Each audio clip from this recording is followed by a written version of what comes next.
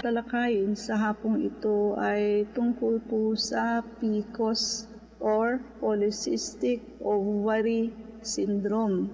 Ito ay isang hormonal disorder that affects women of reproductive age. Characterized po ito by range of symptoms and isa ho ito sa one of the leading causes of infertility. Sa kaso pong ito, ang ovaries po nagpo-produce ng abnormal amount of androgen, which is a male hormone. Di ho ba dapat estrogen and progesterone? Dapat to ang maraming androgen sa kalalakihan. But in the case of PCOS, so marami hong ginagawang androgen ang female, which are typically present in small amount in women. Alam niyo, ang dami hong may PCOS ngayon. But noong time namin dati, wala naman hong gaanong ganito. And it often leads to may irregular menstrual cycle po ang mga ganito. May ovarian cyst and metabolic problem. And ano ho ba ang mga possible cause ng PCOS? Number one is genetics. It often runs in the family, suggesting genetic component. At kadalasan ho, may insulin resistance, causing the body to produce more insulin. At yung excess insulin na yan can stimulate the ovaries to produce more androgen. At hormonal imbalances like luteinizing hormone and follicle stimulating hormone, may imbalance ho sila dito, kaya nadidisrupt yung normal ovulation. Inflammation, meron silang chronic low-grade inflammation na nakaka-increase ng androgen production and contribute to symptoms. Ano ho ba ang mga simptomas ng kababaihang may PCOS? Meron ho yung menstrual irregularities. Minsan ho, may buwan na wala, so irregular, or prolonged naman ho ang menstrual cycle, or absence of menstruation or amenorrhea. Since exceso ang kanyang androgen, hirsutism, marami hong excess hair growth sa face, sa chest, and sa back. Acne, no? Yung mga tinatagyawat to na ginawa na hong lahat ay hindi ho na ko-correct. It is because hormonal imbalance o ang cause. At meron din hong male pattern baldness or thinning hair. At meron hong polycystic ovaries, enlarged ovaries containing multiple small fluid-filled sacs. At syempre ho, nagwe-weight gain yan. Bumibigat ho. Difficulty losing weight or unexpected weight gain. Ang iba pa hong symptoms, tulad ho ng may mga darkened skin patches, acanthosis, nigricans, sa mga folds, skin, fatigue, and mood changes, and depression. Paano ho ba madadiagnose na may PCOS ang pasyente? Itong sasabihin ko, 3, but kahit 2 po out of 3. Irregular ovulation or absence of ovulation. Paano ho ninyo malalaman kung nag-o-ovulate kayo? Yung spin barque ho, no? Pag nakakakuha kayo niyan, nag-o-ovulate kayo. Yung thick mucus secretion na kahit ho i-stretch mo, hindi nyo ho kayang maputol yung secretion na yun. And clinical or biochemical signs or excess androgens. Polycystic ovaries on ultrasound, 12 or more follicle per ovary, or increase ang ovarian volume. Ang iba pa hong thyroid disorder, hyperprolactinemia, or adrenal hyperplasia must be ruled out. Now, pagka hindi ho kasi treated, pwede ho itong mauwi sa reduce ang chance of pregnancy, infertility, type 2 diabetes, insulin resistance, cardiovascular disease, dyslipidemia, and high blood pressure may develop. So high blood, matataas ang triglyceride and cholesterol. Endometrial cancer, yung prolonged absence ng menstruation, nakaka-increase po yan ng risk of uterine cancer. And mental health, affected din po yan. So, mas mataas po ang risk na magkaroon ng anxiety, depression, and eating disorder such as binge eating, anorexia nervosa, and bulimia nervosa. Anorexia, yun yung super wala hong ganang kumain. Yung bulimia naman super daming kumain, but ini-stimulate ho nila yung throat nila na maisuka nila yung kinakain because anorexia and bulimia, pareho po yan na very, very conscious sa kanilang katawan. So, ang tingin ho nila sa body nila laging mataba. Paano ho minamanage ang may PCOS? Wala hong single cure for PCOS. Yung mga simptomas can be managed effectively through lifestyle changes, medication, and therapies. Lifestyle modification sa diet, siyempre mag-focus sa low glycemic index foods para ma-manage ang blood sugar level. Kailangan mag-incorporate ng whole grain, lean protein, yung wala hong taba, fruits and vegetable, of course. At ayan, yung mga low glycemic index. So definitely, hindi ho para sa inyo ang mangga. Napakataas ho ng glycemic index niyan. No? Isang pisngi lang ho dapat per meal. Exercise, yung regular physical activity nakaka-improve ho yan ng insulin sensitivity. At tumutulong ho yan sa weight management. Medication, nakaka-regulate ho yan ng menstrual cycle and nakaka-reduce ng androgen level. Metformin, nakaka-improve ho kasi ng insulin sensitivity and regulate ovulation. Anti-androgen medication, nare-reduce ho ang symptoms like hirsutism. Yung maraming hair, maraming buhok, parang lalaki. And clomiphene letrozole, nakaka-induce ito ng ovulation para sa mga kababaihang gusto hong magkaanak. Kaya lang of course, malaki din ang risk na magkaroon ng anak na kambal or triplets. Kasi nga artificially na-stimulate ang ovary for ovulation. Alternative therapies, supplements like inositol, omega-3 fatty acid, and vitamin D. Nakaka-improve ng symptoms. Acupuncture, some evidence suggests that it may help regulate cycle and reduce androgen level. Acupuncture may help, but doon sa magaling. Kasi usually hindi naman mga doktor, nag-training lang sa acupuncture for several days. Ang PCOS cannot always be prevented.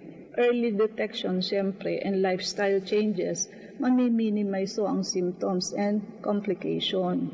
Ang regular pagpapacheck up and healthy lifestyle may mga body image issues po. Siyempre yung may mga hirsutism. At siyempre ang kababaihan, ayaw niya nung marami siyang buhok. Ipapatanggal nga ng buhok yan sa legs, sa armpit. At saka ayaw din yung tumataba.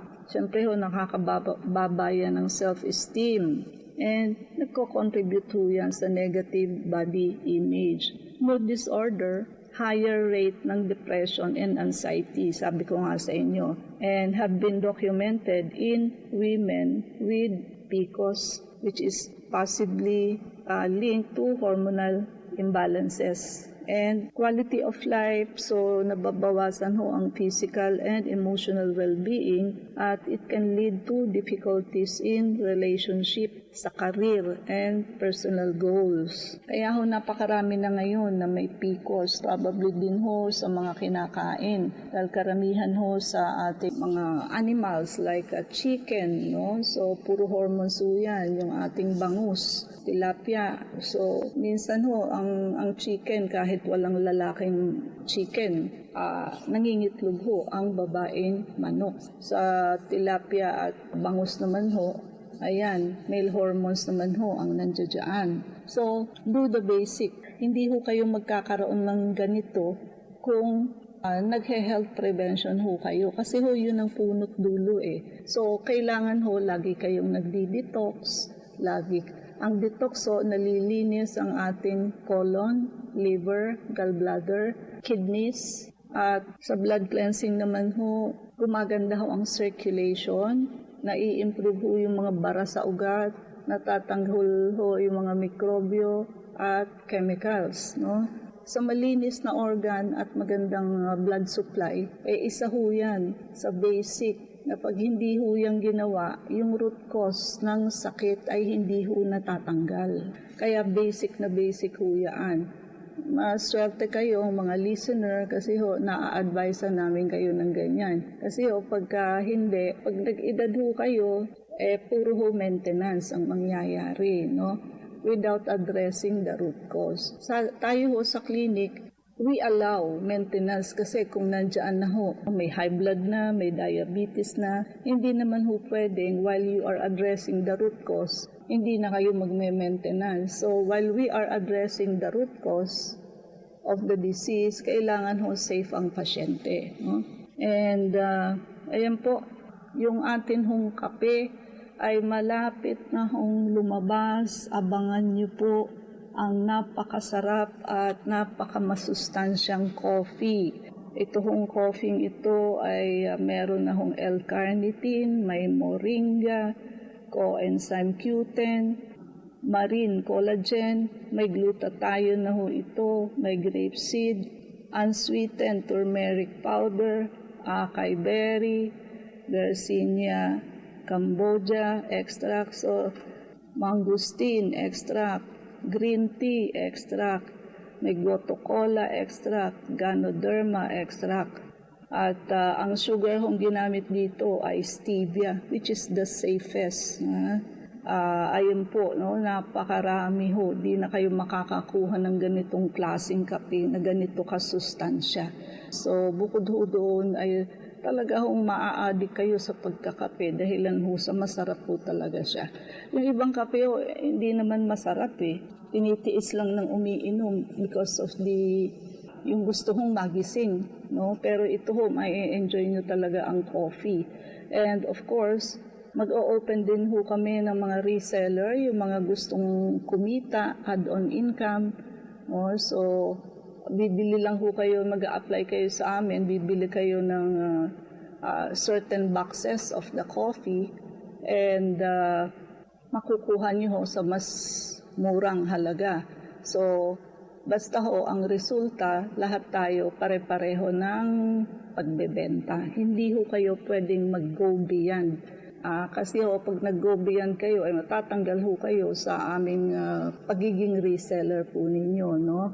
So, ito ho ay ila-launch natin pati ho sa abroad, sa probinsya. So, lahat po, makikita nyo to sa ibang araw, ano na ho ito, sikat na itong kape natin, no? And, at saka ang tao ho kasi ngayon, health conscious na. And again, yung atin hong, after nyong uminom ng coffee, busog ho kayo. At matagal kayong magutom, meaning that the coffee na ininom ninyo is masustansya. Pag ang kinakain nyo or iniinom ninyo is nutritious, matagal kayong magutom, madali kayong mabusog. Pero ho, pag puro fast food ang kinain ninyo, mapapansin nyo ho, 1 to 2 hours gutom na kayo uli.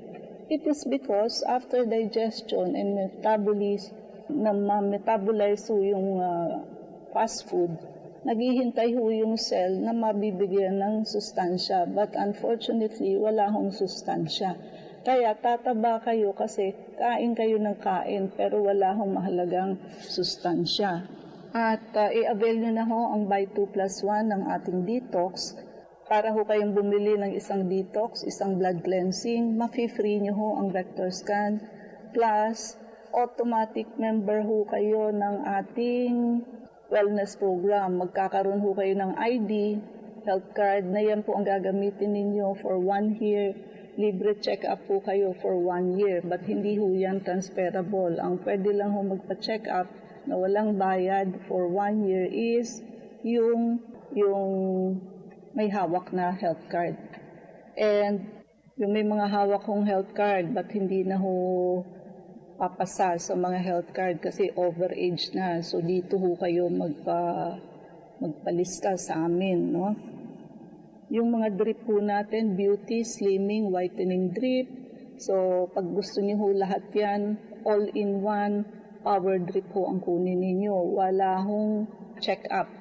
Kahit diretso ho kayo magpa-drip, okay lang. Huwag lamang ho yung may mga allergy. Kailangan nyo magpa-check up sa akin, no? And naka 20% discount pa ho ang ating laser at yung mga ayaw ho ng opera. So, kindly, no?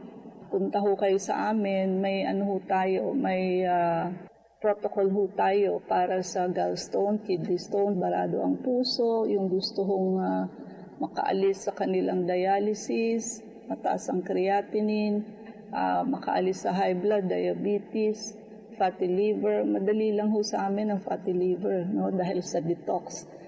Yung may cirrhosis, no?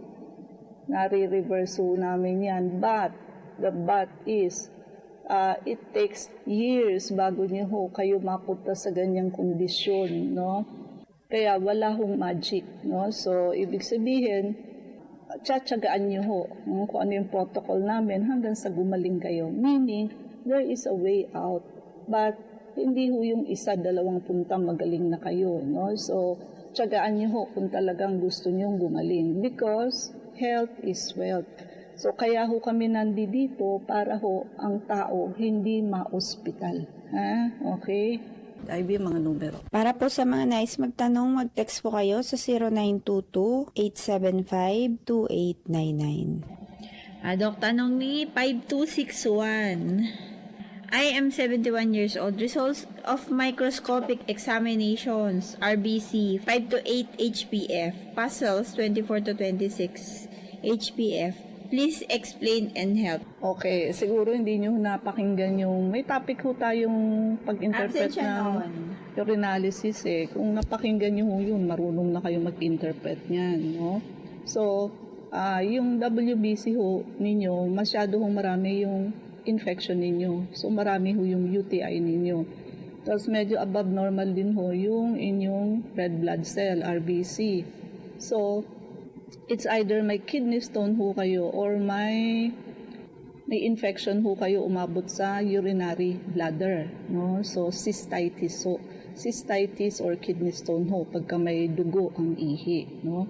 So kailangan niyo hong magamot, mapainom ng pangtunaw ng kidney stone, and marami na ho kaming natunaw na kidney stone, no? At yung infection ho sa ihi, kailangan nyo ng antibiotic. So magpalista ho kayo ng check-up sa amin. Hindi ho namin kayo magagamot ng ganyan, no? And ang mga UTI ho and kidney stone, pwede ho yung mauwi sa pagkasira ng kidney, pagka ho paulit-ulit at hindi nagagamot, no? So walang tayong oras, mangyari po lamang na kayo magpalista kung kayo ay magpapacheck up. So Unit 1101, Clinica Medica 101, Centuria Medical Makati, Salamanca Street, corner Kalayaan Avenue, Makati City. So ang landmark ho natin is along Makati Avenue, yung corner General Luna Street.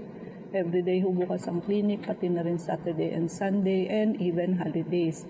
Kailangan lamang ho magpalista kayo ahead. IB ang mga numero. Pwede po kayong tumawag sa 546-9412,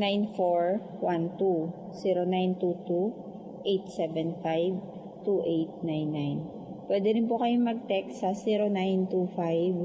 0925-896-1689 at 0917-810-6169. Prevention is better than